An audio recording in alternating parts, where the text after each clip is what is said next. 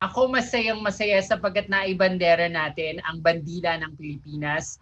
I'm very happy to know that I was able to make the country proud at maraming messages of love ang natatanggap ko. Up until today, marami pa rin nagko-congratulate sa akin. Kaya naman, sobrang cloud nine ako ngayon. At nabigyan pa nga tayo ng opportunity to have this show para mas maisulong pa nga natin ang LGBTQIA plus agenda.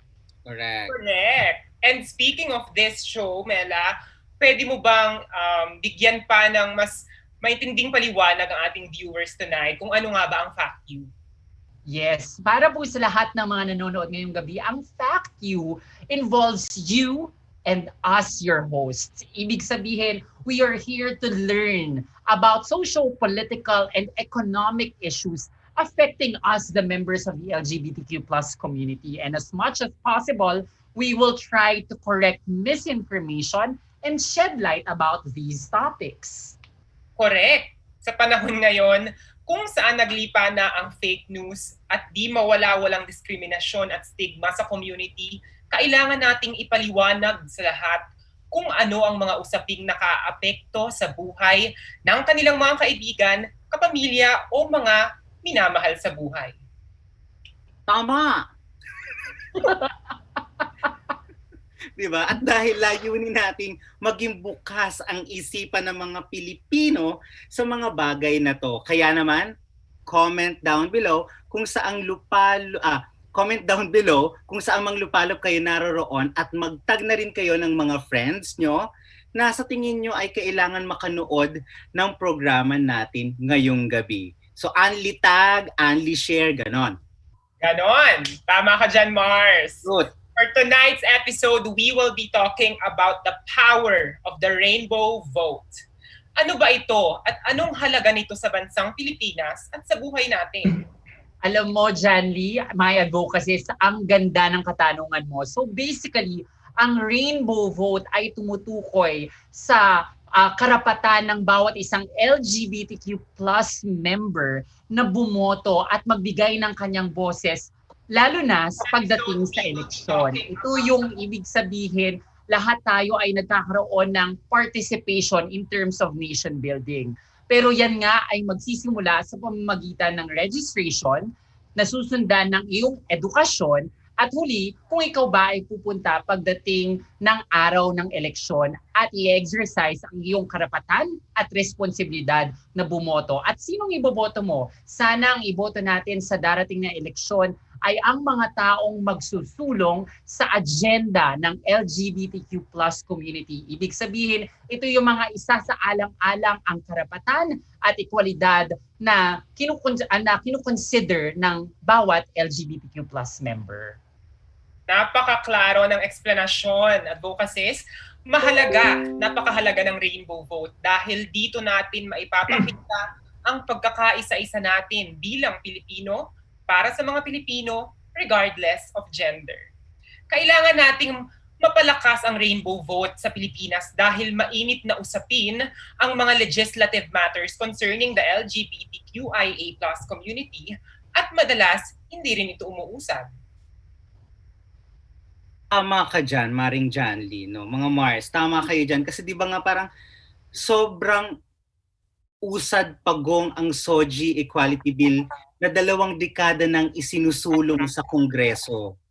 Biruin nyo, everybody has a sexual orientation and gender identity and expression, pero di pa rin pumasapasayang batas na saklaw naman ang lahat ng mga Pilipino.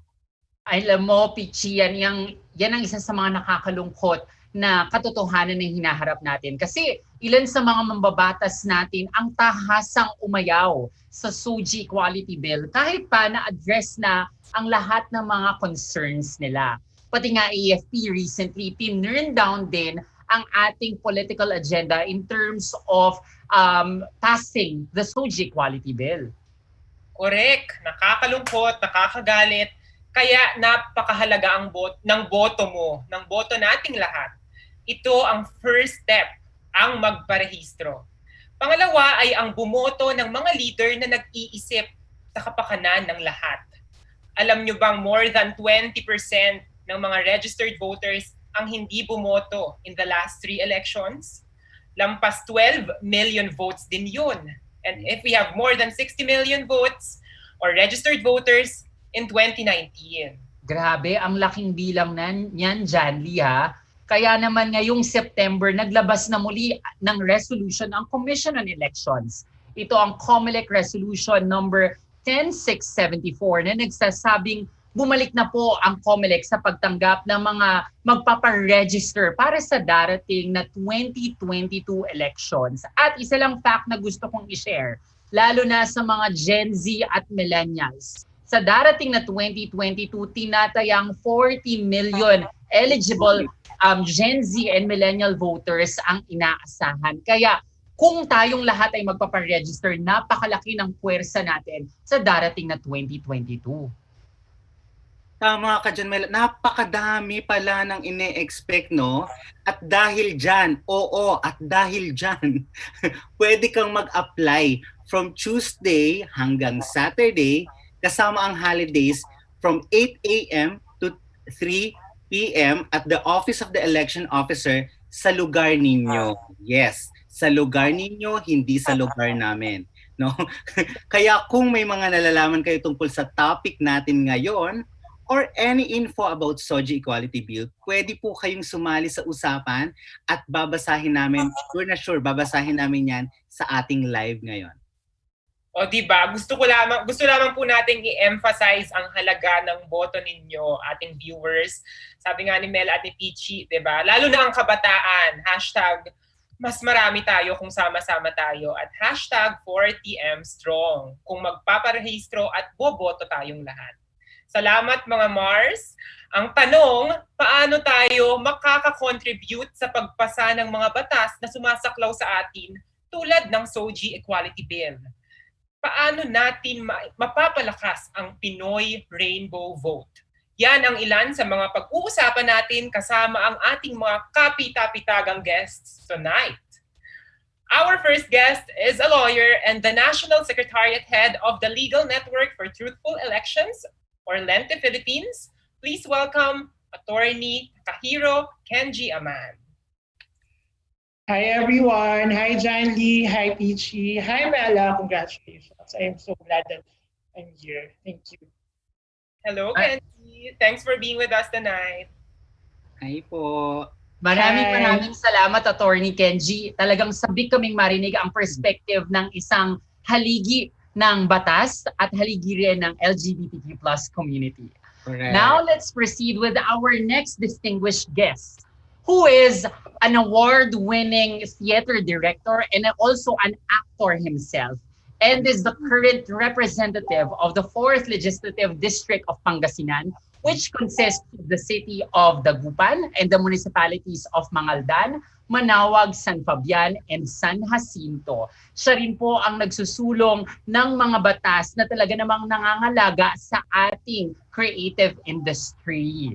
A champion of the creative people, ladies and gentlemen, and our siblings, let's all welcome Representative Toff de Venecia. Good evening, Toff. Good Good evening, guys. Hi. Hello, Peachy, Janlee, Mela, Attorney Kenjie, hello. Hi, sir. Thanks for having me. Ayan, medyo parang nung nakita ko si Sir Toff, medyo parang nanabik yung lalamunan ko sa bangus. Masarap yung bangus sa amin. Bisita kayo pag okay. Naku, nakakahiya naman, sir. Baka naman, sir, baka mamaya maambunan kami ng mga bangus. Syempre, bukas. Kaya ba yan ang Your addies. Kaya ba yan ang kulay ng buhok mo tonight, paring Peachy? Oo, papunta na sa bangus. at dahil diyan, hindi lang silang dalawa, di ba? And of course, ang susunod nating guest ay the first transgender woman who won a seat in the House of Representatives, representing not only her constituents in Bataan, but the LGBTQIA community as well. So please welcome Representative Geraldine Roman. Ayan. Hello, good evening sa inyong lahat, sa aking mga fellow advocates. Good evening then, of course, sa aking mga fellow guests, si Attorney Kenjie, as well as my colleague in the House of Representatives, Toff. How are you? And, of course, Vice ko rin batiin ng aking mga constituents sa unang distrito ng Bataan from the towns of Dinalupihan, Samal, Abukay, Orani, Morong, and Hermosa. Magandang gabi sa inyong lahat. Nako, magandang gabi po, ma'am. Parang ang bait ko ngayon. Ganon? Good evening. Siguro dahil nahawa ka ng kadalisayan ni Janlee at ni Representative Geraldine. Pinakian kasi ako at saka pinulahan ako. Tapos hindi ko naman po kayo man pwedeng hinga ng bangus kasi wala naman yatang bangus dyan. Excuse me. Kompetensya ng bangus, ng dagupan ng bangus din. Na wala sa Orani Town. We have also marine resources. Napakadami namin. Well, huwag na tayong sumali sa competition sa Tagupan. Talaga namang masarap ang kanilang bangus. Diba Pero masarap meron naman kaming sa Bataan? tugpo at alimango. Uy, wow, ang sarap. Oh. Ayun Pero naman pala, Peachy. Baka mamaya maambunan ka ng sugpo at alimango from Bataan. para sa susunod nating episode, may buntot na ako talaga. Huwag kang mag-alala, papadalhan kita ng bangus mula sa Manila Bay na may kasamang dolomite. O, di ba? Pero, at dahil diyan, no, masayang kwentuhan, sobrang knowledgeable. At nakilala na natin ang ating mga guest. Ayan, from Pangasinan. Babati ako Representative Toff, kung tama, tama ba? Naimbag nga rabii kadayo amin. Yes. And also, masantos ya labi, si kayo namin. Kasi dalawa yung lingwahe sa amin Ilocano and Pangasinan. Pero usually sa Dagupan, ano ang salita talaga dyan? Pangasinan, oo. Pero yung San Fabian and Manawag, nagsasalita sila ng Ilocano din. So Pangasinan yung Panggalatok, ganyan? Actually, derogatory nga yung word na Panggalatok Ayan, ako. Isa siyang kino-correct ngayon din na yung lingwahe ay tawag Pangasinan. Yeah. Or Okay. Pangasinense. Natutunan tayo ngayong gabi, in fairness. O, di ba? My bad. Okay, so it's fine. No, Hindi it's part of naman. just like Sochi, diba? We're also trying to educate people on proper Yes. terminologies. At least, di ba? Dalawa ang nalaman ko ngayong gabing ito.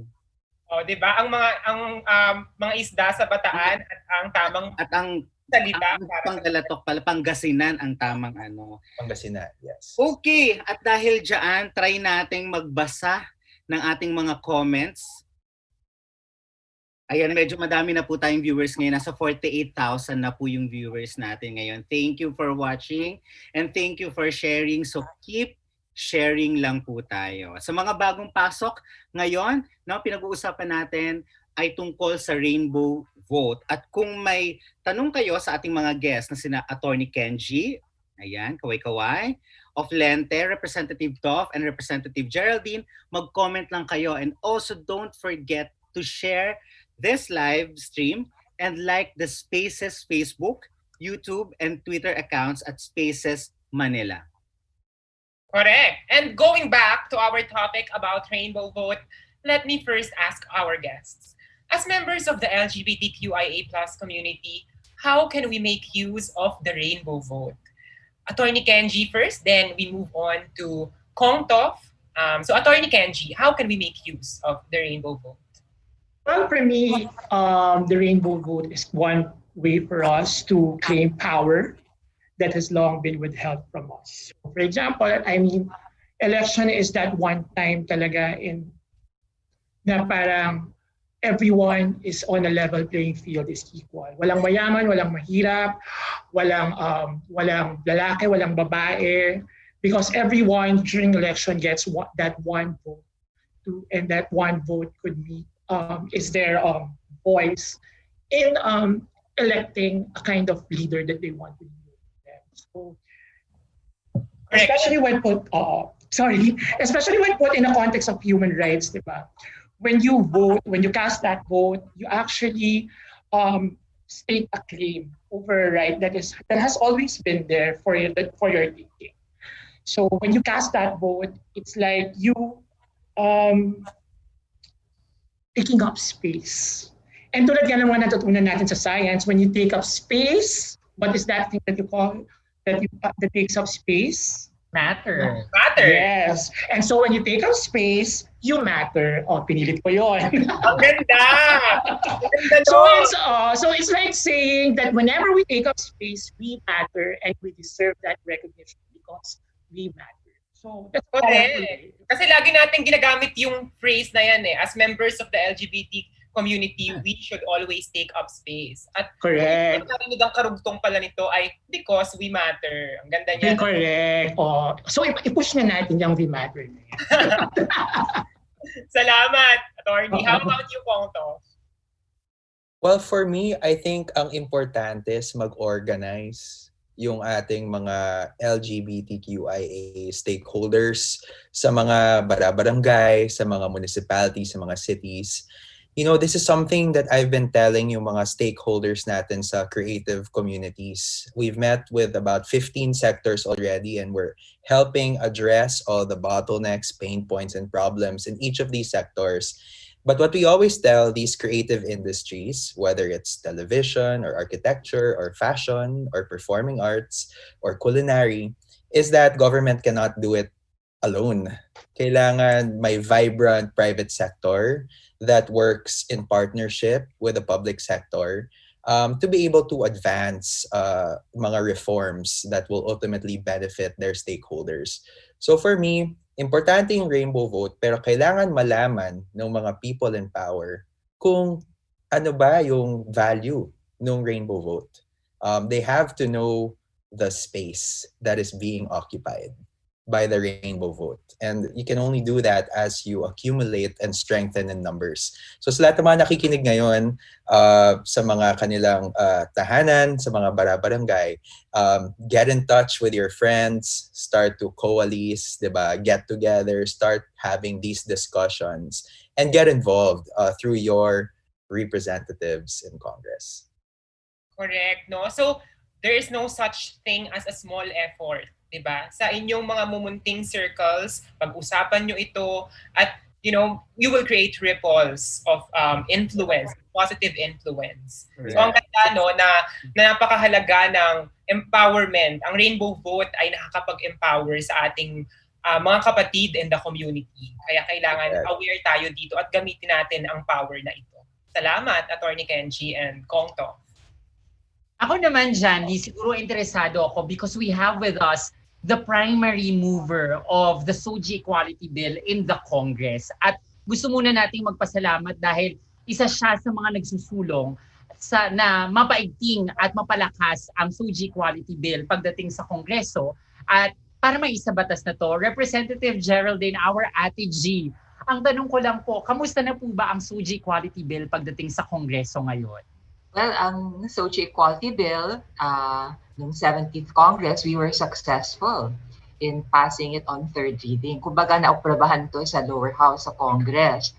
198-0, walang tumutol. In fact, kasama ko si Kong Toff, nagpupush kami niya. Napakaraming congressmen and congresswomen ang sumuporta sa SOGI Equality Bill, or otherwise known as the Anti-Discrimination Bill. Kaya nga lang naging problema dun sa Senado, sa 17th Congress. Ang nangyari, nasa second reading siya, kumbaga pinagdedebatihan siya doon sa plenaryo, kaso may mga ilang senador, magpapalista sila. Tapos pagdating ng takdang oras, para makipagdebate sila, no show, hindi sila nagpapakita, maniwala ka Mela. Ang gagawin nila, mapalista na naman. Tapos pagdating ng takdang oras, wala na naman, hindi sila magpapakita. Papalista na naman. And that happened for more than a year hanggang matapos ang 17th Congress. Kung hindi pa man malinaw na delaying tactic yan, ewan ko na lang kung ano ang delaying tactic. Kaya ako na-frustrate, Mela, kasi, you know what, ang tingin ko sa mga senador natin, magtatalinong tao naman eh. O diba, kung if you feel strongly against the SOGI Equality Bill, then dapat ipagtanggol mo ang iyong mga ideya laban sa SOGI Equality Bill in an intelligent debate. Hindi ka na kailangan mag-resort pa dyan sa mga delaying tactics na yan, ka-cheapness na yan. Kailangan magdebate tayo, pag-usapan natin. Unless of course, wala ka talagang argumento. So now, mapunta tayo, fast forward, nasa 18th Congress na tayo. Nung isang araw, nung isang linggo, ay na-discuss po namin ang SOGI Equality Bill. Relaunch namin sa Committee on Women and Gender Equality. At maganda naman ang reception ng karamihan ng mga congressman, which is not to say na merong iilang congressman, as expected, they represent the conservative sectors of society. Kung kaya't, well, as expected na yan, meron naman tayong napakalinaw at napaka-logical na arguments para dun sa mga paratang nila na wala namang basihan. So yun, Mela. Pero Push lang.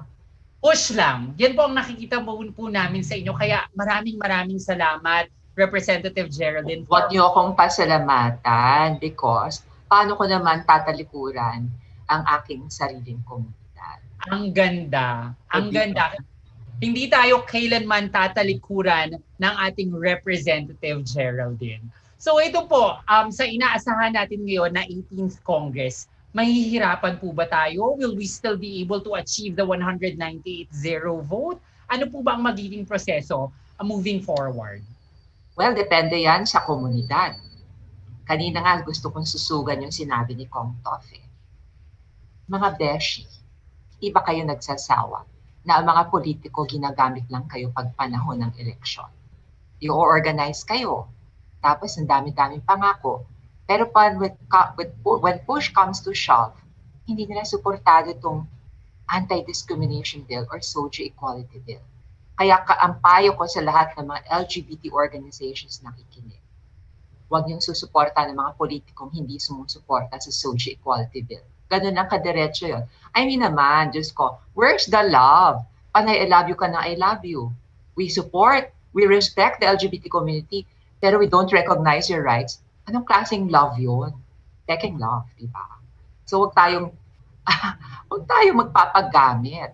There is strength in our convictions.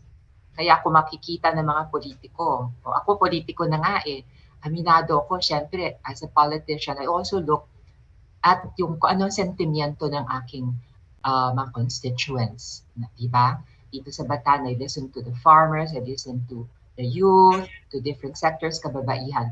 Pues, pagdating sa LGBT rights, kailangan mapakinggan ang boses natin at maging malinaw tayo na, hey, Mr. Politician, kung hindi niyo susuportahan ang anti-discrimination bill or yung SOGI equality bill, sorry, bye, thank you.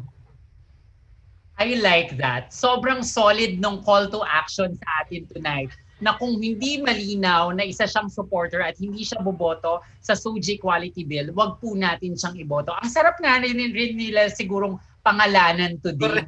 Mela, Kong Toff, di ba maganda? Lahat naman kasi, maraming LGBT throughout the country. We have an estimated around 10 to 15%. Ang dami kasing LGBT Ewan ko ba kasi nanggagaling para tayong mga kabute na umuusbong left and right. So, Kong Toff, what do you think? If the LGBT community writes their respective congressmen and congresswomen, susulatan nila in a polite manner, of course. Mm-hmm. Sasabihin niya, Mr. Congressman, Madam Congresswoman, gusto namin suportahan niyo kami. Ganito po ang numero namin. Hello, we are the LGBT organization of so-and-so, representing so many hundreds or thousands of LGBT. We would like you to support the SOGI Equality Bill. Malamang makikinig ang inyong mga congressmen and congresswomen. So, simulan na nating yanigin ang ating mga kongresista. Tama ba? So, Right. Janlee, Peachy, magsulat na tayo simula ngayong gabi para bukas mabasa na nila. But be nice. Tapos na lang ako. Pero hindi, naniniwala pa rin ako na ang boses pag pinagsama-sama, malakas yan. At pagdating natin yung payo ni Representative Geraldine, kailangan nating daanin sa magandang usapan. Correct. At Dahil walang patutunguhan ang galit at away, di ba? Kailangan mag-usap ng matino at maayos para magkaunawaan tayo. Tama kayo dyan, mga Mars. Ayan, makiki-Ate Gina din ako, Congresswoman, ha? Of course. Hindi natatandaan niyo ako. Go! Oo, mas may catch pag Ate G, ikaw yon, Congresswoman. At dahil sobrang entice ang ating mga 50,000 viewers ngayon, ang dami na pong mga questions. Sabi ko sa inyo, magtatanong tayo mga viewers sa ating mga live na mga questions ngayong gabing ito para naman na baka sabihin nyo kung ano lang yung naisulat namin. Syempre hindi. May question po dito from Geno. Ayan. Meron po ba talagang rainbow vote? Pero bakit kaya hindi nanalo noon ang Ladlad party list? May answer? Anyone who wants to answer? Okay. Kasi ang masakit na katotohanan is that hindi tayo nagkakaisa sa LGBT community. And this is sad really. And napopoliticize ang advocacy natin. I want to make an appeal. Mananawagan sana ako sa lahat ng LGBT. Kanya-kanya tayong political inclinations and tendencies.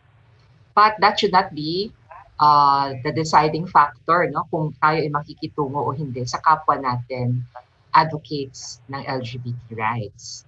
No one has a monopoly of LGBT rights. Whether you are pro-administration or anti-administration, let us not look at the things that divide us, but rather focus on the things that unite us. Kasi, you know, winning a seat in Congress is a numbers game. Kung masyado tayong polarized, hiwalay tayo sa political spectrum, you divide the vote, naturalmente, walang mauupo from the LGBT community. Ako kaya lang ako naupo, it's because I represent the 1st District of Bataan. But I'm not a party-list congresswoman. I am the representative of the 1st District of Bataan who happens to be a member of the community. Pero kung Geraldine, what happened there? Diba Danton Remoto and Ladlad, diba, they tried to make a push before for a seat in the party list. What happened there? Would you know, Attorney Kenjie? Well, yes. What happened there was, tama yung sinabi ni Congresswoman Geraldine. We are so undivided. In fact, that's one of the reasons, the primary initial reason of COMELEC why Ladlad was not accredited as party list before. Kasi una sinabi, if you remember, 2 beses sumubok ang Ladlad. The first time hindi siya pinayagan. Kasi 'di ba sinabi that there wasn't enough representation. They went too technical about it, citing na there should be representation in each region, which ang Ladlad at that time was not able to be. So the second time, Ladlad was this time tried to comply or to meet the thresholds per region, but at the election day, hindi nga siya nag-translate. And I think I would like to add then also to what Congressman Janlee said.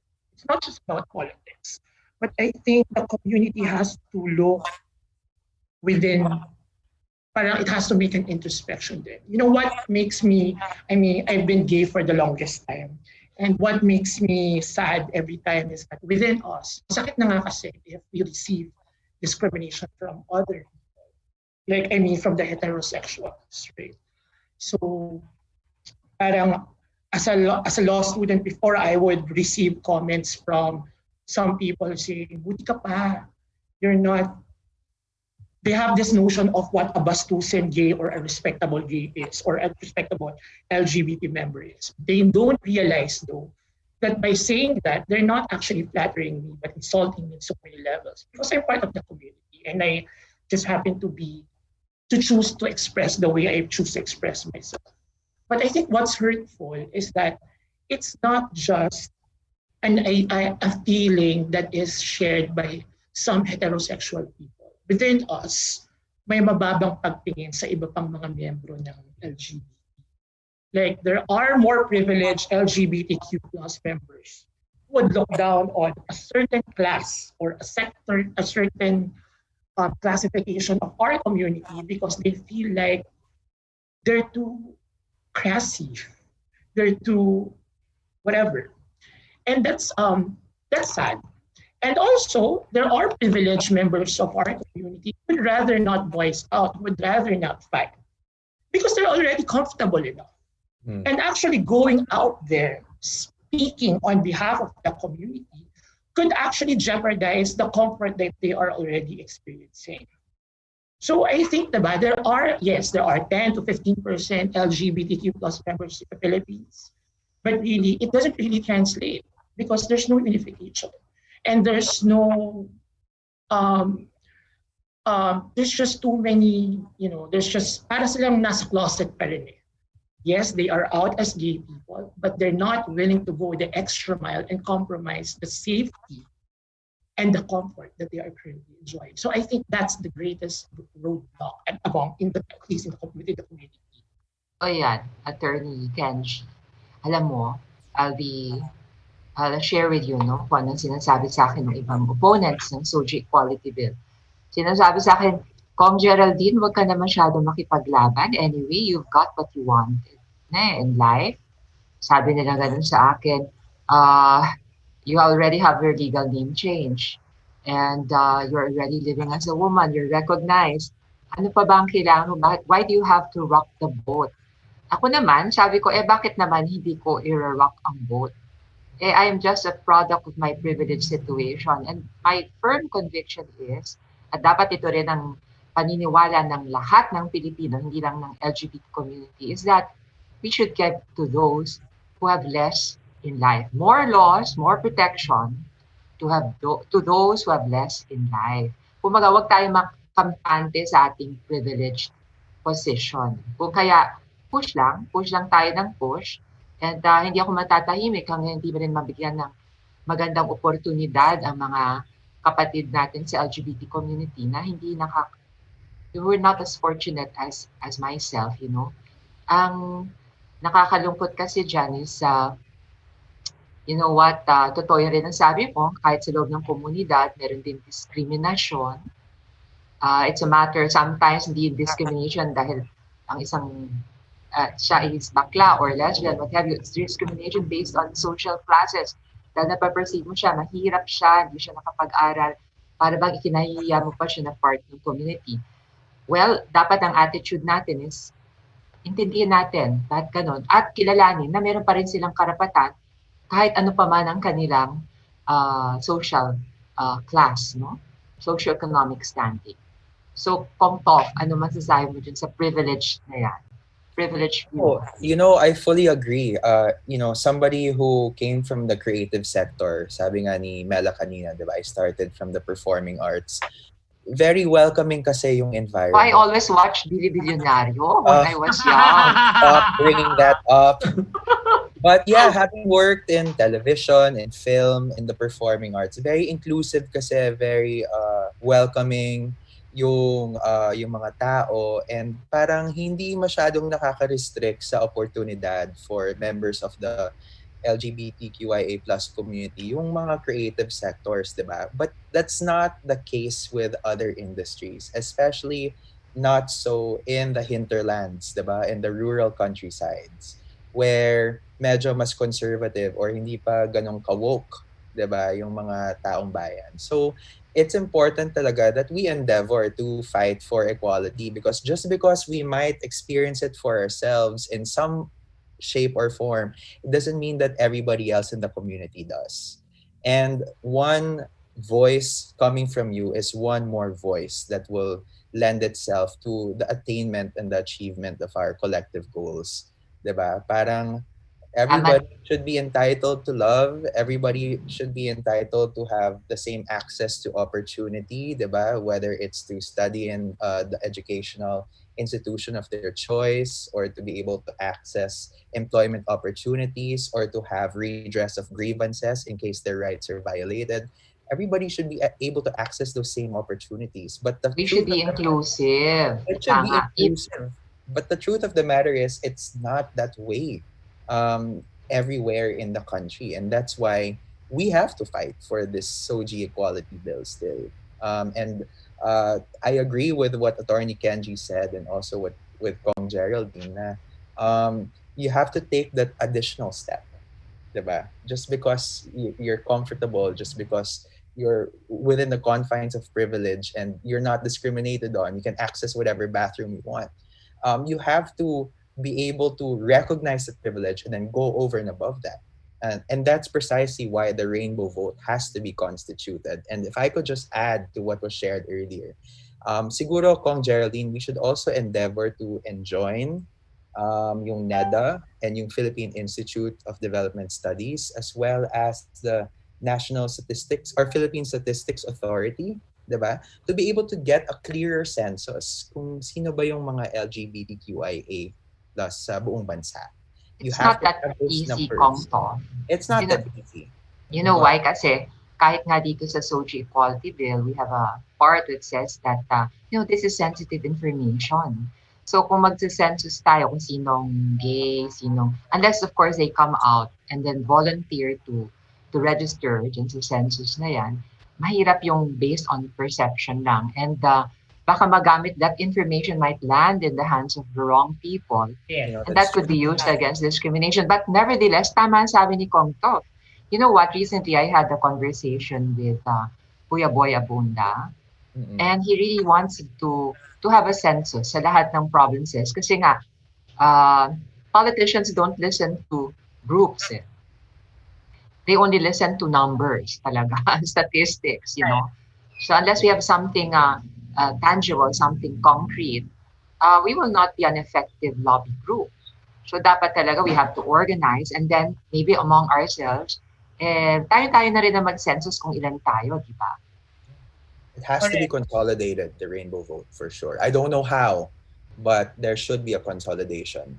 I think we are now, kumbaga parang we are now strengthened, most especially looking at the recent years. We have felt the power of the LGBTQ plus in terms of organizing themselves through Pride.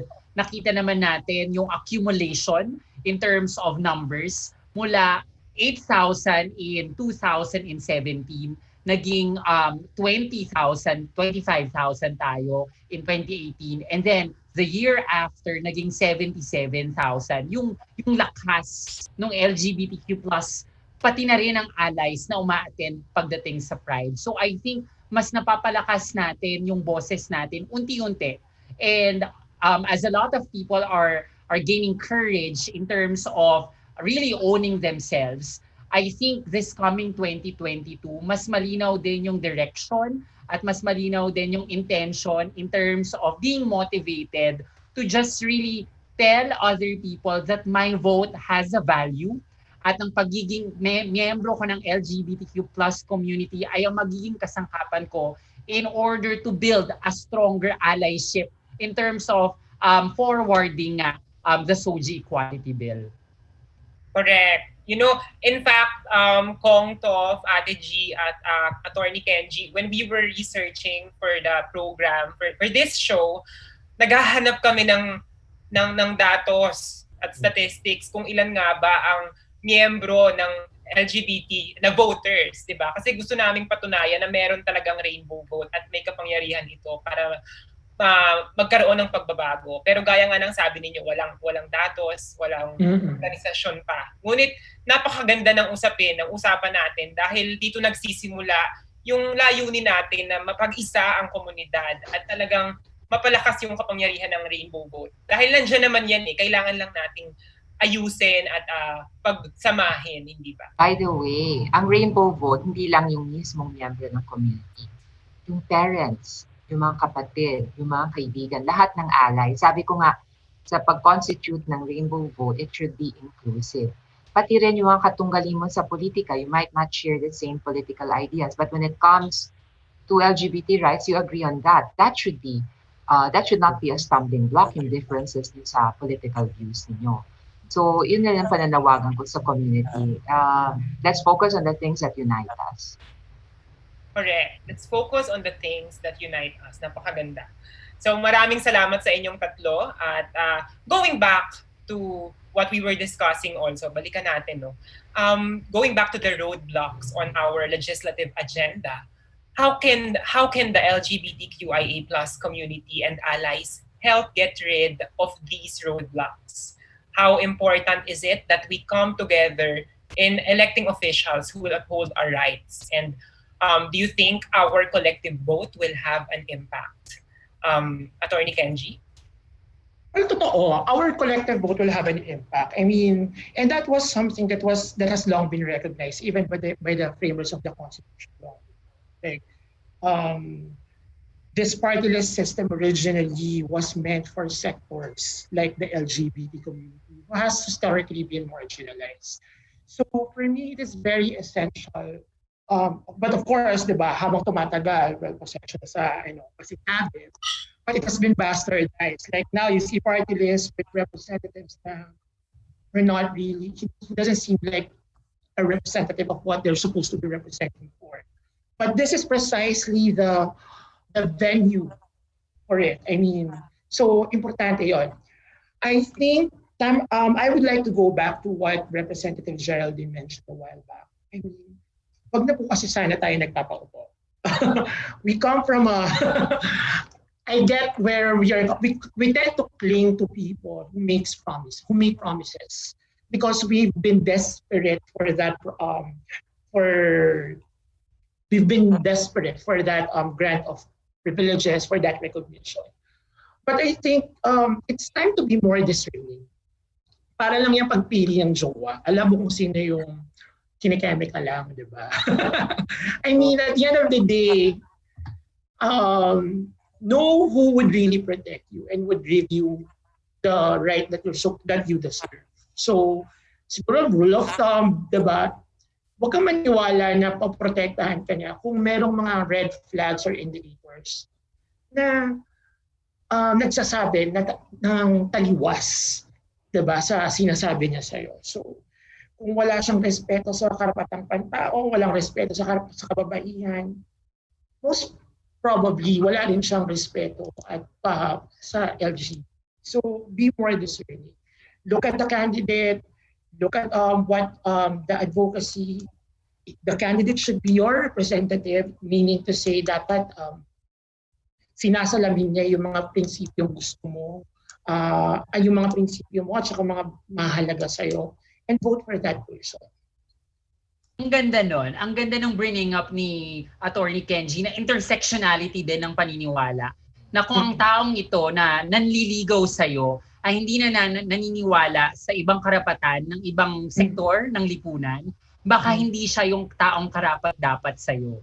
'Di ba?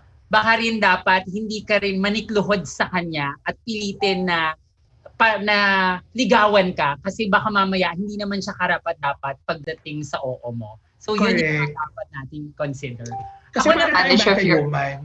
You manage your expectation sana. Yeah. Kasi I come from a I belong to the political class. What I want to tell you is that there is no perfect politician.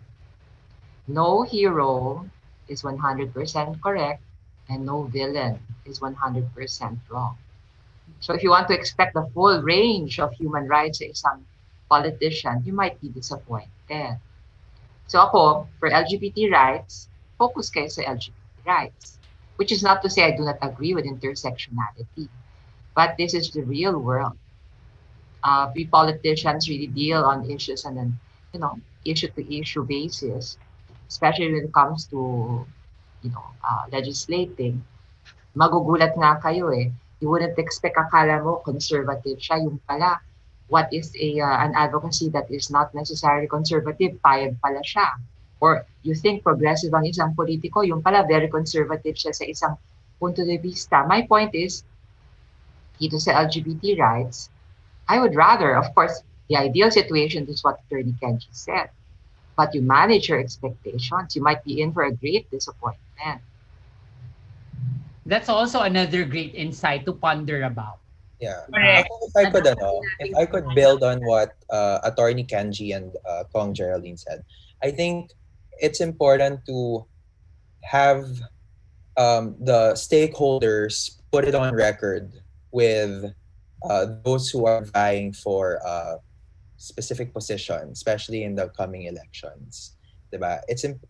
Siguro it would be very advantageous if the stakeholders are able to organize a forum and be able to invite the candidate to attend such forum and have that candidate put on record so that you can hold that person into account should he or she be elected into office.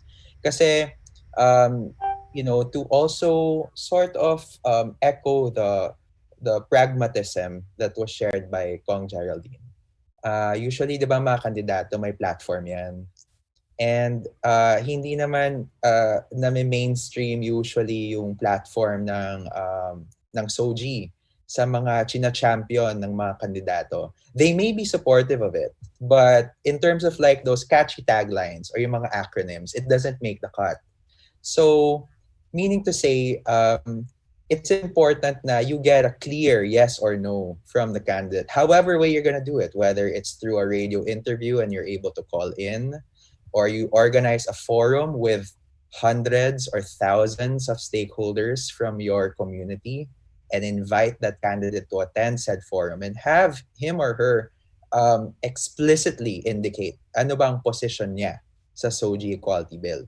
I think that's a way to be able to gauge yung mga potential mga kakandidato in 2022. Kasi you have to hold people accountable for their words and for their actions. So it would be a start.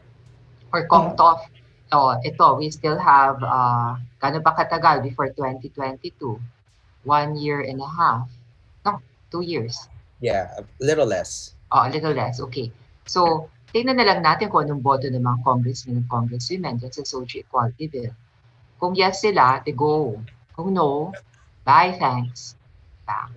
Speaking of which, I'll go into this. Kasi syempre, di ba, 18th Congress na ulit at muli na nating bubuksan ang talakayan pagdating sa SOGI Equality Bill. Pagdating po dito sa 18th Congress, babalik po ba ulit tayo sa first reading, second reading? Ano po bang magiging proseso? And for that matter, ano po ba ang proseso ng pagpasa ng batas? Well, may first reading yan. Pag nag-file ng bill, actually there are 15 authors of the SOGI Equality Bill. Ipapasa yan sa komite. Ang tawag doon, first reading. So, komite, tatalakayan yan.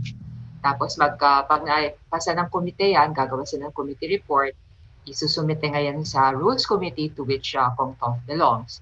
Tapos, ibabato na yan sa plenaryo for second reading. Ang tawag doon, period of amendments and interpretation. Konting debate, baguhin mo to, baguhin mo yan. And amendments, yeah. Tapos, magboboto.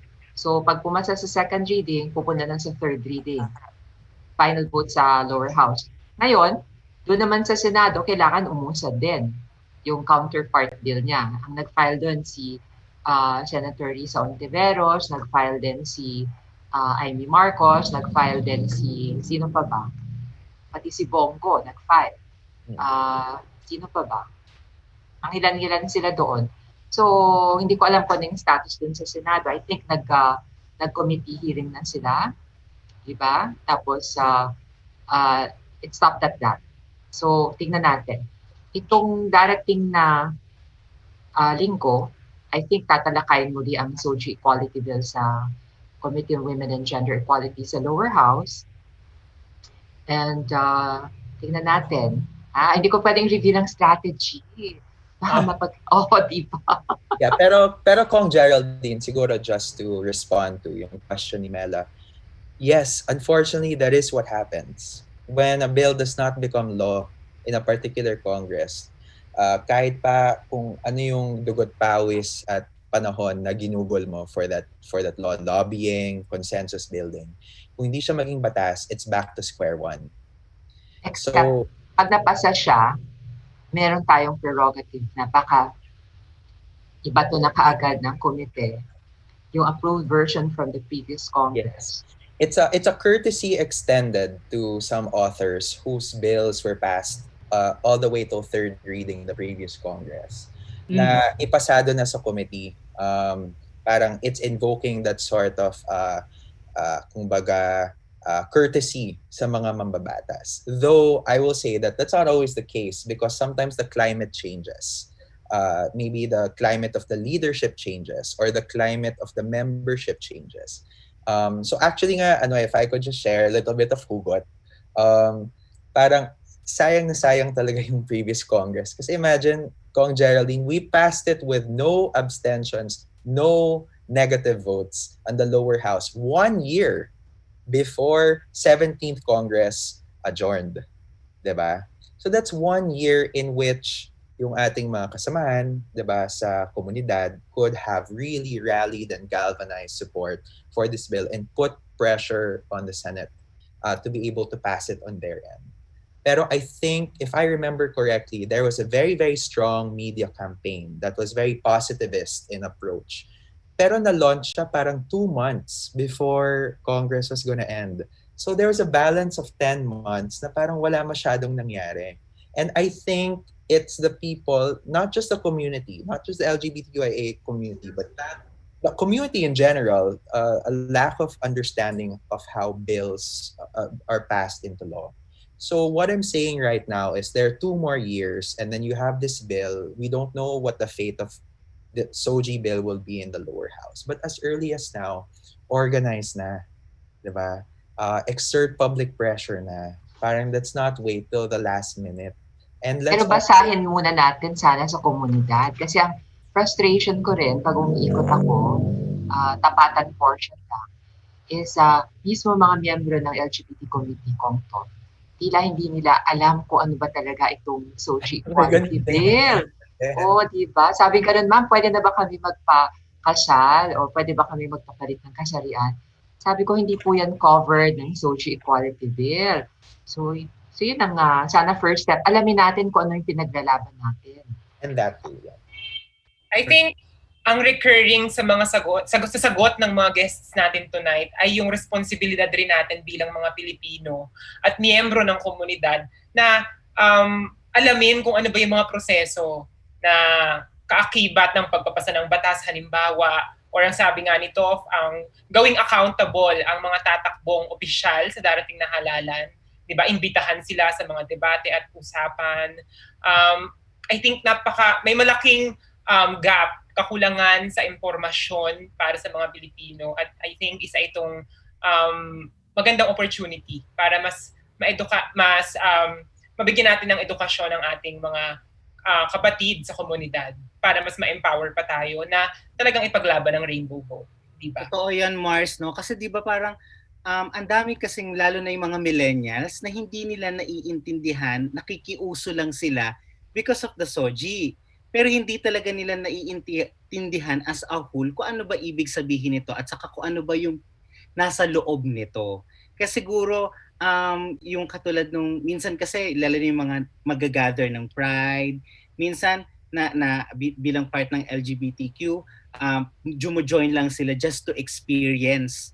Pero yung pinaka-meaning noon, hindi nila naiintindihan. So parang educate tayo more sa ating mga Barbies, mga Anakshis, mga pamilya na kung ano ba yung pinaglalaban natin talaga. Correct. And babalikan natin yung pinag-usapan kanina, no? Hindi natin kailangang hiyain yung mga kapatid natin na may kakulangan sa kaalaman. Bagkus, kailangan nating turuan sila, 'di ba? Hikayatin sila na mas maging maalam, 'di ba? Sa halip na mag-away-away or mabuti ang may alam, ganun. Knowledge is power. Correct.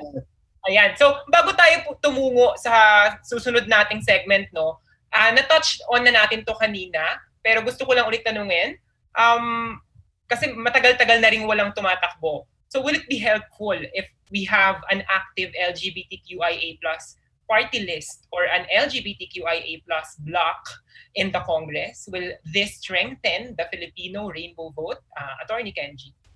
Yeah, tulad nga naman sabi ko, diba? Parang yun yung kino-contemplate talaga ng saligang batas, to have the marginalized sectors represented in Congress. Because sino pa ba ang mas makakaunawa ng sentimento ng isang komunidad kung hindi ang isang miyembro ng komunidad yun? So unless that community would have a voice in that Congress, how can the sentiments be expressed and be addressed? Diba? So, for example, if just a little anecdote. I remember there was this one time na may dumalaw sa akin sa office namin, isang gay person. He went there, although he was a middle-class gay person. Parang he went to that office ng nag-offer ng legal aid just because when he went to several other law offices and told him about his case. He was made fun of, he was ridiculed, he was casted away. He was saying na parang he was raped. He was raped. But when I was hearing his story, it seems like technically he was not. Why do I say that? Ewan ko kung napanood nyo yung, syempre, I would assume you watched Die Beautiful. You remember the scene there no, ni Barbs siya ni ano, when sinabi ni when Barbs was giving an advice to I forget the name of Paolo Posteros there, but diba yung sabi niya, pag makikipag-sex ka, magiging masakit lang siya sa simula, pero isimula, it will get better. Something like that. It kind of struck me because in my experience, feeling ko parang ganun eh. I mean, I'm not sure if it applies to you as well, but it explains our tendency bakit tayo minsan salpok sa pader pag nagmahal. Because diba, hindi naman madalas sa atin ang tunay na pag-ibig eh. So when there's this little possibility, no matter how small, we risk it, we give our all. And then kahit sabihin na magmukha tayong tanga, we cling on to that possibility na baka mamaya ngayon lang mahirap. Eventually, it will turn out okay. Eventually, mamahalin niya rin ako. Diba? Parang ganon. And yung ganong klaseng pag-iisip natin, yung ganong klaseng vulnerability natin, ang nagdadala sa atin sa mga compromising situations. Kasi minsan, naaabuso tayo. Pero kasi, yung pagdating natin sa sitwasyong yun, tayo rin yung kusang pumunta. So what I'm saying is, in law, hindi siya ma-prosecute as rape. Because ite-technical lang siyang, paano ka ni-rape? You weren't forced. You went there. But our experiences will tell us na it's part of our context. But we feel violated when we're already there. But this is a context that was only experienced by us and is difficult to be grasped by anyone who's not a member of our community. And because of this, and because no one is in Congress, this kind of circumstance, this kind of situation is never recognized as an existing reality and is therefore never criminalized. Because no one's there to say that this is a violation, this is an abuse. Because the context is far-fetched from the reality of heterosexuality. So my point is, this kind of abuses that we go through every single day, that only us understands, never get the justice that it deserves, precisely because there's no one there to say it. Precisely because even us, halimbawa, even members, even within us, hindi naman pare-pareho rin ang circumstance. There are privileges. And maybe those who are part of our community who are there has never experienced this.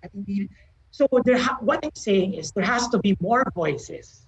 There has to be more visible people shouting the sentiments and concerns of our community because there are so many issues that are yet to be heard, that are yet to be recognized, and that are yet to be given the space they ought to have in our systems, in our history, and even in our daily survival. Ako masasabi ko dyan, yung situations of discrimination, you know what? May tendency rin na mga miyembro ng komunidad just to be resigned. Kumbaga tinatanggap nila yan. Para bang sa kanila na-normalize na yung ganitong mga discriminatory acts. Kaya hindi sila naglalakas na loob magsumbong. Mangilan-ngilan lang ang naglalakas na loob na magsumbong. Kaso, pag nagsumbong ka nga, wala namang batas that typifies these behaviors as discriminatory and as illegal. Pinagtatawanan pa nga, meron pa nga dito isang kaso sa Bataan at the height of the pandemic. So, napilitan siya umuwi. Trans woman siya. Nag-transition siya outside the house, no? So, itong pandemic, napilitan siya umuwi. Aba, pinugbog ng mga magulang, ng mga tito, nagsumbong sa barangay captain. Ang sabi ko ng barangay captain, unawain mo naman ang mga ang tatay mo, ang mga tito mo. Kumbaga siya pa dapat na magpasensya kahit siya na nga na biktima. So, ito ay bunga ng kakulangan. There's a lack of education, pati sa ating mga law enforcers, sa ating mga public officials. There's a lack of laws because in order for you to prosecute, something has to be typified as criminal. Diba? So, wala ring data kasi nga, wala naman nag-take note na, ito, na-discriminate on the basis of sexual orientation, gender identity, and expression. Dahil nga lang ang Social Equality Bill, walang anti-discrimination bill. So, yun ang ating predicament. Toff. Diba? What can you say about that? Yeah, I mean, you sort of touched upon it already, but that's why the SOGI bill is so important. That's why it details what are those acts of discrimination, diba? Na, I mean, outside of this bill, if it's not codified, institutionalized, diba? If it doesn't become law, then, perpetrators can easily get away with it. That's why this bill needs to be passed into law like yesterday. Alam nyo nga, yung mga kumukontra dito sa Social Equality Bill, I cannot understand. Well, actually, I understand how they think, especially yung mga religious right and ultra-conservative opponents of this bill. You know what they really want? Parusahan ng members of the LGBT community. And they call that tough love. Parang ang mentalidad nila, pahirapan natin ang mga members of the LGBT community para magbago sila ng landas sa buhay. That's their way of telling us that what you're doing is wrong and you deserve to be punished. It hurts me kasi ito pa nga yung mga taong nagsasalita in the name of God, who is all love and who is all compassion. So itong Social Equality Bill, I think this will be the solution. It is simply an anti-discrimination bill, my Lord. Kaya ako naiinis ako pag sinasabing gano'n ng mga tao, you want special rights, you want special privileges. My Lord, ang pagtrabaho ba is a special privilege or special right? It's not, right? Yung bang hindi ka bastusin sa daan, is that a special right or special privilege? It is a basic right that all Filipinos should enjoy, LGBT man hindi. O ito bang mabigyan ka ng serbisyo mula sa pamahalaan? Is that a special right? My God. Kung tutusin nga yung mga may special right yan, yung mga privileges na nagta-tax free ng mga religious groups. Ayun. Medyo pabigat na ng pabigat, no, yung mga senaryo natin, pero kanina parang feeling ko LGBTQ lagi ang nag-a-adjust sa lahat ng bagay na dapat yan ang ma-realize ng mga kabataan ngayon na magre-rehistro at boboto na kailangan magkaroon tayo ng boses, di ba? So thank you very much, Attorney Kenjie, Congressman Toff, and Ate G. Ayan. So this time naman po ay magtatanong kami ng mga bagay-bagay regarding SOGI Bill. Dahil total, ito naman yung napag-uusapan natin ngayon. At sasagutin niyo ito lamang kung fact or fake. Then, give us a brief explanation lang po kung bakit siya fact or bakit siya fake. Game? So, question number 1. Is SOGI Bill pushing for a separate CR for the LGBTQIA plus members? Is it a fact or a fake? Attorney Kenjie. Fake. It's not provided in the provision. Walang sinabing gano'n. So it's a fake. Congressman Toff? Same Z's. Ayan. Ate Chi? Well, actually, it does not provide for a separate CR. What it actually provides is the possibility na sa loob ng women's comfort room for trans women, merong special cubicle na i-share with the PWD. Or it also provides and encourages big establishments to have gender-neutral bathrooms para wala nang problema. In fact, it provides solutions. Tama. Kasi iba-iba rin yung no? Iba-iba rin yung pagka-progressive ng isang establishment eh. Mm-hmm. Some kasi are very inclusive, some naman are very exclusive. So, the very least, it refunctions, diba? One of the existing requirements of the law for one of the facilities to be more gender inclusive for the restroom.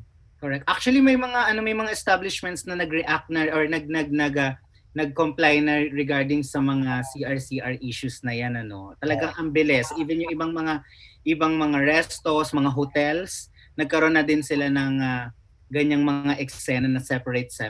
Pero anyway, question number 2. Yes. Mars. Pero sana nga mas lumalim pa ang pagtingin ng mga tao pagdating sa equality na hindi lamang po ito issue ng CR, pero mas malawak pa po itong pagtalakay pagdating sa ekwalidad. Okay, I'll go now to the second question. Ito po, the SOGI bill only favor the LGBTQIA+ community. Fact or fake? Congressman Toff? Fake. Everybody has SOGI, right? Everybody has sexual orientation and gender identity and expression. Yung isa sa mga last kong na-produce na show bago nangyari tong pandemic at wala na munang live events for like 2 years, is a play called Every Brilliant Thing, which talks about mental health. And during our talkbacks after each performance, the audience really stays to ask questions. And then they always ask parang, etong mental health ba, is it just for those who have mental health illnesses or afflictions? Sabi ko, no. Everybody has mental health. Just like SOGI, everybody has SOGI. It's a spectrum, diba? So, and nowadays, gender is also fluid. So just because you identify as a particular gender now doesn't mean you won't change course. I mean, depending on wherever you are in your life. So, I for one am guilty in the past of bi erasure. You know what I mean? I always used to invalidate that and say, people who identify as bisexual are probably just in denial towards where they really want to be. But something I learned in the past 2 years, or no, 3 or 4 years, ever since engaging with the SOGI bill, is that no, the bisexual community are the B in LGBT, and they should be respected as well. So it's to this question, for me, it's a fake because, or fiction, tama ba? Fake. Yeah, yes. Because everybody has SOGI. And I thank you for that, because that declaration is also in line with our celebration of the Bisexual Awareness Week. Okay, there you So go. happy Bisexual Awareness Week sa ating lahat. Yeah. How about you, Ate G? It's a win-win solution. Itong SOGI Equality Bill, it benefits the members of the LGBT community as well as the members of the straight communities. Totoo ang sabi ni Kong Toff, everybody has sexual orientation and gender identity and expression. I'll give you a particular example kung paano nakaka-benefit ang isang straight person if he is perceived to be gay, tapos din-discriminate siya, he can use this bill. Diba pinagkamalan siyang gay or lesbian, tapos din-discriminate siya sa pag-apply ng trabaho, sa pagpasok sa paaralan, maaari niyang gamitin itong SOGI Equality Bill. Now, why do I believe that this benefits everyone? Because you know what? When you create an inclusive society where everyone, regardless of his or her sexual orientation, gender identity, expression, and other personal circumstances, enjoy the same rights and protection again under the law, you create a happy society where everybody is productive. Diba? Happy lang, happy lahat. Ba't hindi naman magiging win-win situation yan?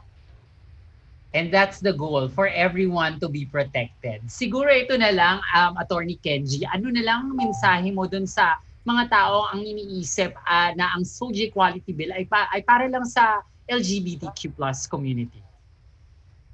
Siguro tama, kasi yung sagot dyan sa tanong mo, Mela, is actually an answer also to the original question, whether this is fake or not.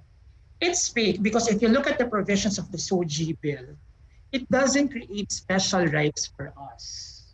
It actually nearly levels the playing field between the heterosexual people and the members of the LGBTIQ+ community. So yun yung sagot sa dalawang tanong mo, Mela.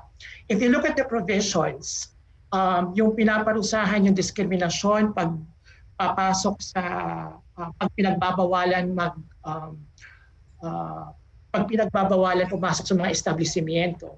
That is because heterosexual people normally would not experience any prohibition pagpapasok sa establishment, whereas some of us would. So this provision only addresses that para walang madidiscriminate. Same as the provisions in educational institutions, same as the provision in access to public service, because these are acts or instances wherein normally heterosexuals never get discriminated upon. So this one does not provide special or create special rights. Pinapantay lamang niya, nilalagay lamang niya sa pantay na posisyon ang lahat para ang lahat, regardless of sex or gender or gender expression, pantay-pantay. Yan ang SOGI bill, yan yung provision. Correct. So napakarami nating natutunan, no? At let's set the record straight, ang SOGI Equality Bill ay para sa lahat ng Pilipino. Kaya nga hindi yan LGBTQIA+ Equality Bill, hindi ba? Kaya nga siya tinawag na SOGI Equality Bill dahil para siya sa lahat at ang lahat ay may SOGI. At last item, ang SOGI Bill ay ticket for same-sex marriage in the Philippines. Fact or fake? Attorney Kenjie. Fake. Kasi wala siya dyan. It's all about, again, leveling the playing field. There's no provision that says about same-sex marriage. Ate G? In fact, sa approved version sa the 17th Congress, dun sa issuance of professional licenses, dapat walang discrimination, sabi namin. Kaso yung mga opponents, sinasabi, naku, baka makalusot dyan ng mga marriage licenses as if professional license ang isang marriage license. Pero para mapagbigyan na lang sila and to allay their fears, sinabi namin, okay, this does not refer to marriage licenses. So, dun sa mga nagsasabi na ito ay same-sex marriage, huwag kayong magsinungaling at maging mapanurita na tayo sa LGBT community and confident enough to answer people who accuse this as being a same-sex marriage bill na hindi po ito totoo. This is not about same-sex marriage. Salamat, Ate G. And Kong Toff? Yeah, same Z's. Ayan, thank you very much. Actually, feeling ko lang, siguro yung ibang mga nakaupo, ang feeling lang din nila while pushing tong SOGI bill is because isa rin to sa mga factor na akala nila ay pinupush natin. And even yung ibang mga sekta, ito rin yung akala nila na pinupush ng SOGI bill, which is hindi naman po. Diba? Kaya sobrang ang dami-daming nagmi-mislead ng information about this SOGI bill. Kaya feeling ko education first ng SOGI bill ang i-push natin. And then, i-push natin din ang kanilang rights na magboto. O, diba? Anyway, thank you very much. Mm-hmm. Can I give a tip to the viewers? Sige po. Lahat ng bill na gusto nyong malaman, kesyo SOGI man or hindi, it's available in the Congress website. So you just go to congress.gov.ph, tama ba, Kong Jerry? Yes. You can House download... of Representatives yata o Philippine Congress.gov.ph, yeah. Okay. You can download copies of the bills there.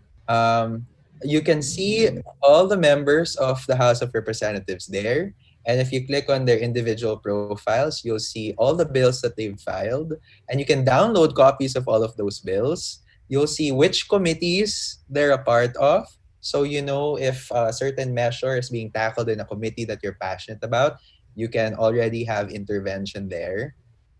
So yeah, we encourage lahat ng viewers na, start visiting the website more often. And then now, since pandemia, yung sessions namin is online, you can view the committee hearing for the SOGI bill on the House of Representatives Facebook page as well as YouTube page. So makita nyo rin kung sino yung mga nagsasalita in favor and nagsasalita against it. Knowledge is power, guys. Correct. Ayan, thank you very much, Attorney Kenjie, Congressman Toff, and Ate G. Ayan, thank you ulit dahil napaka ang tawag dito, masustansyang, di ba, informasyon ang naibigay sa atin ngayon at syempre sa mga viewers. For sure, ngayon din, parang may mga natutunan sila about Soji Bill. At sabi nga kanina ni Congressman Toff, is pwede nyong kalkalin or pwede kayong mag-visit sa website para at least makita natin, makapagbasa-basa man lang tayo kahit papaano ng very, very light, di ba? Ayan. And, ayan na. Maraming salamat. So, ang huling word ko for this is more information dissemination sa ating mga kapatid na LGBT at para malaman nila kung ano ba talaga ang sinusulong natin. Hindi yung gora lang sila, laban lang sila ng laban ng hindi naman natin alam kung ano ba talaga ang pinaglalaban natin. So sabi nga po, knowledge is still power. Ayan. So, bago tayo magtapos, no, gusto lamang din naming hingan ng any final words ang ating mga kapita-pitagang guests tonight. Attorney Kenjie? Ayan. Sana let's prepare for 2022. Kung magka-2022. Umaasa tayong lahat na dapat may 2022.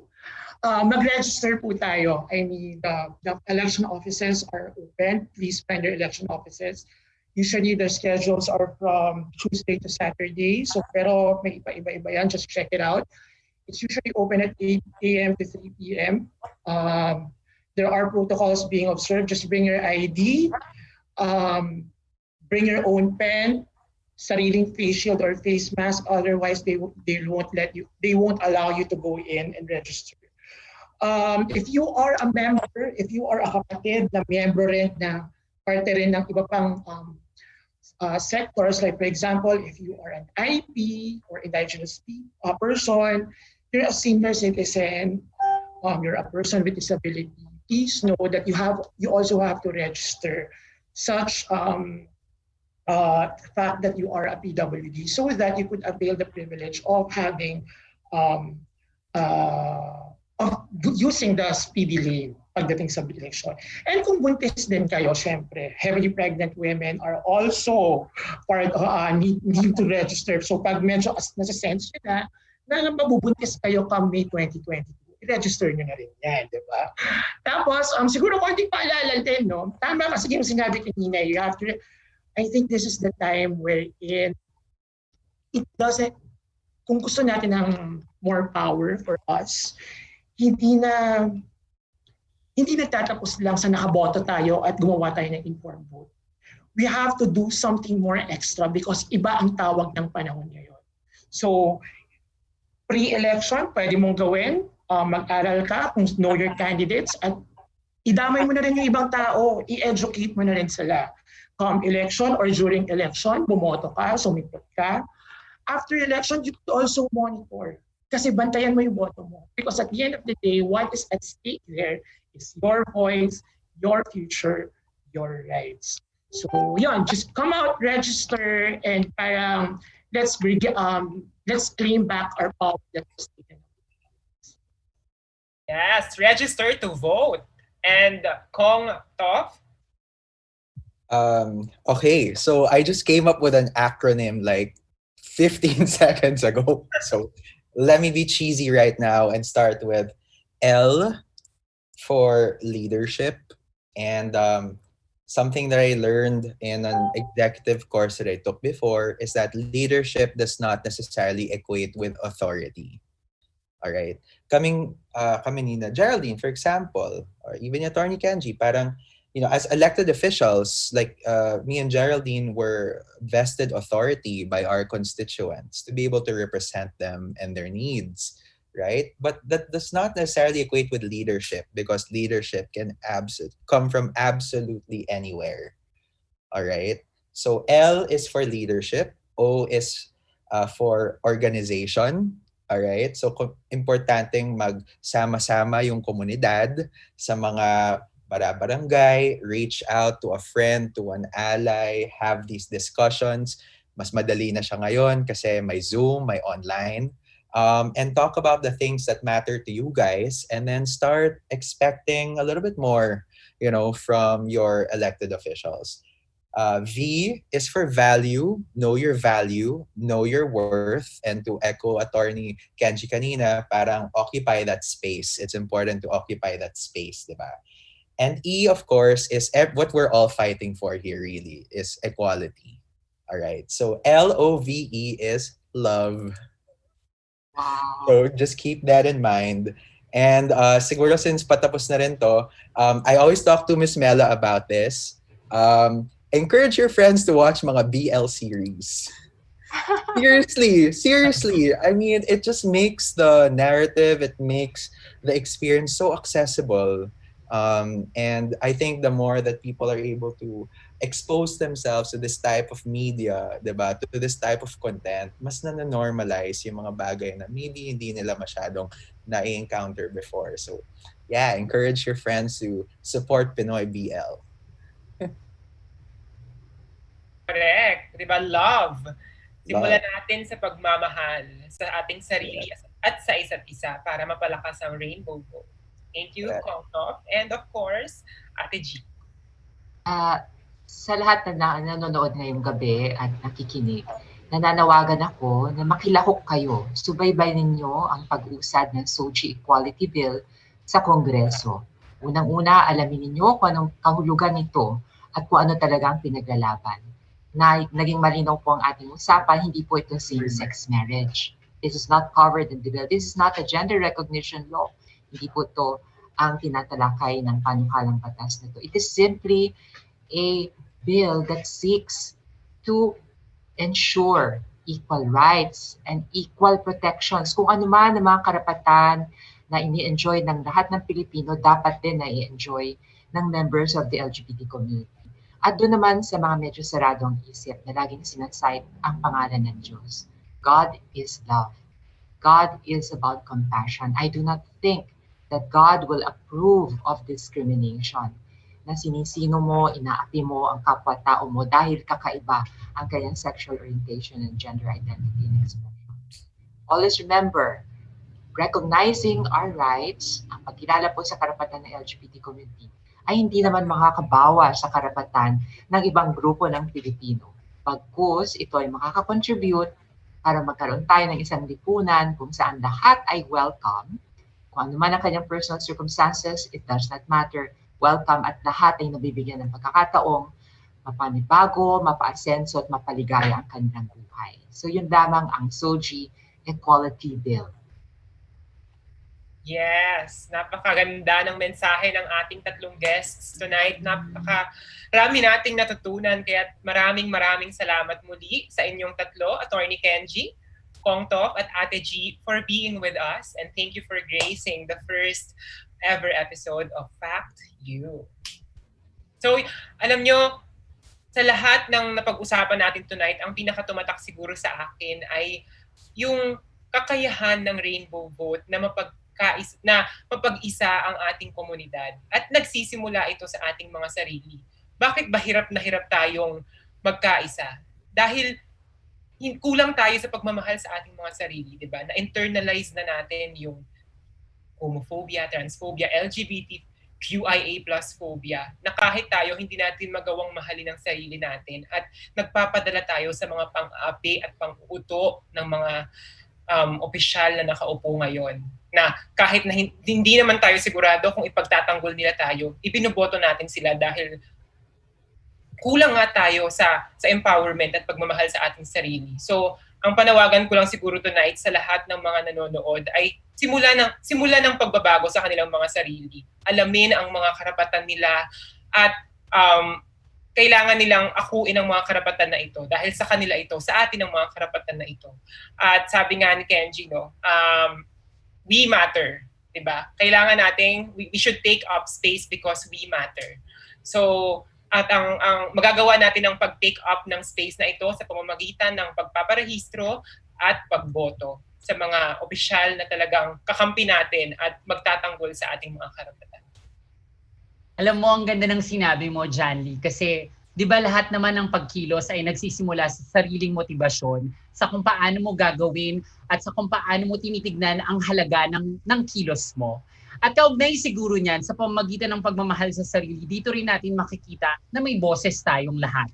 Na meron tayong kakayahang magsalita at isa ang pagboto sa pamamagitan ng pagpapalakas ng boses na ito. Actually, isang bagay lang naman ang pagkakaroon ng kawalan ng boses sa lipunan. Yun ay yung hindi mo gamitin ang kapangyarihan at ang karapatan at ang responsibilidad mong bumoto. The moment that you deny yourself of your right to vote, that means you become powerless. So for you to be able to access that power, if you're not a voter, please register. And if you have registered, do vote. Kasi pag hindi ka nagpakita at bumoto, wala ring saysay ang kapangyarihan na nung una ay ginawa mo. At higit sa lahat, maganda rin na bantayan mo ang boto mo dahil hindi nagtatapos sa eleksyon ang iyong pagbabantay sa lipunan. Nation building is always an everyday process that we should always take part to. And as an LGBTQ plus member, you will always have the right to register, vote, and guard your vote.